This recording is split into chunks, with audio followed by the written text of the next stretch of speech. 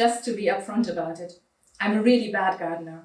Luckily, I only have a balcony to keep track of, and even there, plants tend to die before their time. Sometimes because I forget about them, sometimes because I think of them too much, always because I'm not patient enough to wait for them to grow, to figure out what they need in order to grow. I'm always sorry when that happens, and miraculously there are those plants that survive my neglect, but so far that hasn't resulted in much improvement on my part. Why do I tell you that? Because to me this gospel is all about growth in its different dimensions, and because I tend to be just as impatient with my own growth, and sometimes with that of others and the world in general.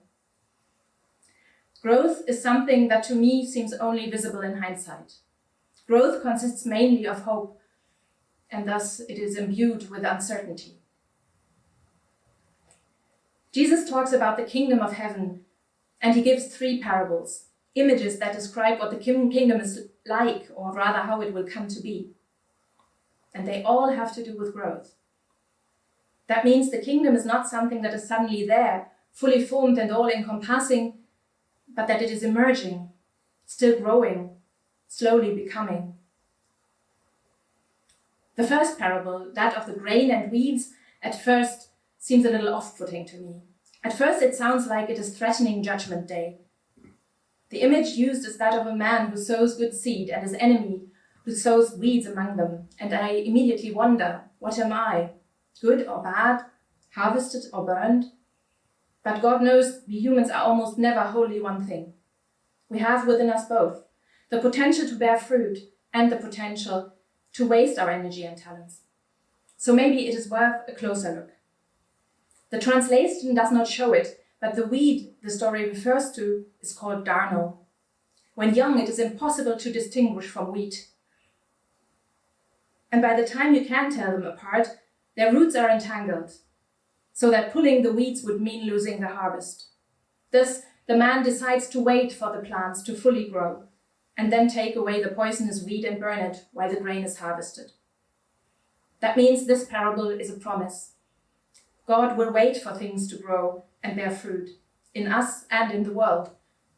Judgment is wholly up to him, and he will never risk what is good and precious about us in order to throw out the bad.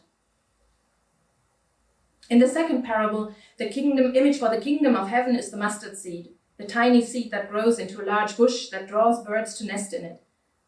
I don't know if you've ever seen a black mustard seed. They're really tiny, and it's easy to mistake them for a speck of dirt.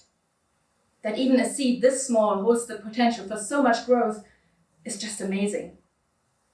And like this mustard seed, the kingdom of heaven starts small, almost invisible. It is not something created by the great and powerful or for the great and powerful. It grows tall and it draws people in because they can feel God's love. The third brief parable uses yeast as the image. I really like this image because I love baking bread. When I was little, I used to do that with my dad all the time. And I love how in a yeast dough, the mushy mess becomes something else in my hands, something solid, something that feels almost alive and that smells amazing.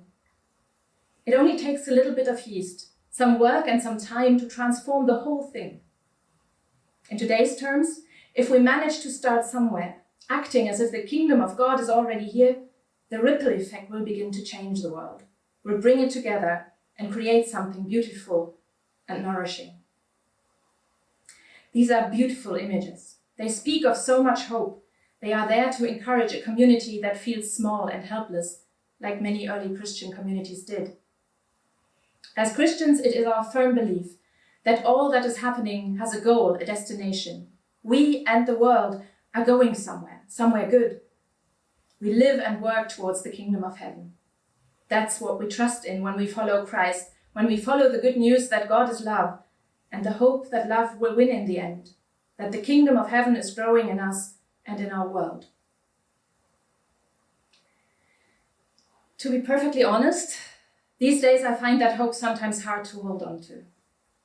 There's so much bitter injustice among us, it sometimes makes it hard to breathe. There's so much suffering that the hope for justice, love and healing that we proclaim when we follow Christ sounds cynical and naive and hollow. because we feel so helpless. It is hard to trust in a good outcome then. As with gardening, I don't do too well with uncertainty. It's one of the reasons I sometimes hide my head in the sand, especially when it comes to questioning my own prejudice, checking my privilege, changing what feels familiar to me. We all tend to find ways to mitigate and ignore the basic uncertainties of life that we are confronted with. The coronavirus has shattered that feeling of fake security for many of us. Unrest about racial injustice, refugee camps at the borders of Europe, revelations of sexual abuse, especially within the church, have done the same over the past months and years. And although in its extent, it might be a new experience for many of us, it is a very old and basic human experience, one that was certainly known to those who first heard those stories. And even though I find it hard to come to terms with that uncertainty, I also see those who help each other in the face of a global pandemic.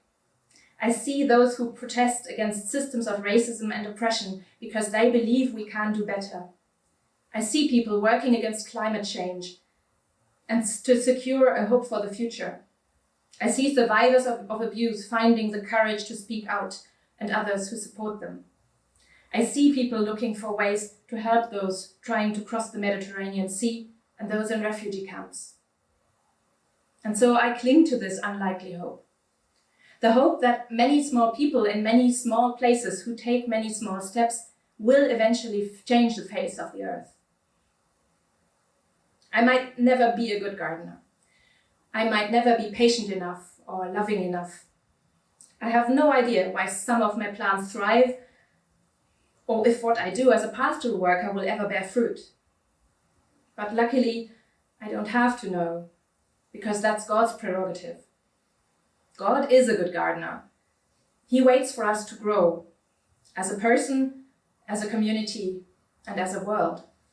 He waits for us to learn to trust that love will get us there.